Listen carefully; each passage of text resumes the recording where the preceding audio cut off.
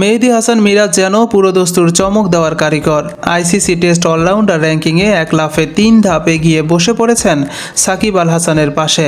ভাবুন একবার, আমাদের দুই তারকা এখন র্যাঙ্কিংয়ের একই চেয়ারে তৃতীয় স্থানে, সমান 269 পয়েন্ট নিয়ে। কিন্তু মিরাজ কি থেমে থাকবেন?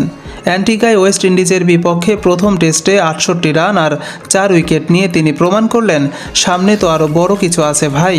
সাকিব তো ইদানিং টেস্ট খেলা থেকে দূরে, আর মিরাজ, তিনি ঠিকই এগিয়ে যাচ্ছেন নতুন মাইলফলকের দিকে। তবে কাহিনী এখানেই শেষ না। র্যাঙ্কিংয়ের শীর্ষে থাকা ভারতীয় অলরাউন্ডার রবীন্দ্র জাদেজার 423 পয়েন্টের কাছে যেতে হলে মিরাজের দরকার ম্যাজিক।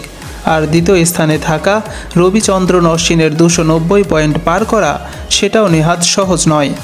দলের বাকি ব্যাটারদের মধ্যে লিটন দাস ও মমিনুল হকও যেন একটু লাভ ছাপ দিয়েছেন। লিটন উঠেছেন 32তম স্থানে আর মমিনুল 47তম। আর পেসার তাসকিন আহমেদ একেবারে দারুণ। দ্বিতীয় ইনিংসে 6 উইকেট ঝুলিতে নিয়ে বোলারদের র্যাঙ্কিংয়ে 67 থেকে সোজা 51তম স্থানে উঠে এসেছেন। বাংলাদেশের টেস্ট দল যেন র্যাঙ্কিংয়ে ছোটোখাটো সাইক্লোন তুলতে চাইছে। মিরাজ আর তাসকিনের এমন পারফরমেন্সে মনে হচ্ছে হাতি ঘোড়া গেল তল, আমাদের বোলাররা করে সেরা বল। মাসুম বিল্লাহ, সরেজমিন বার্তা, স্পোর্টস ডেস্ক।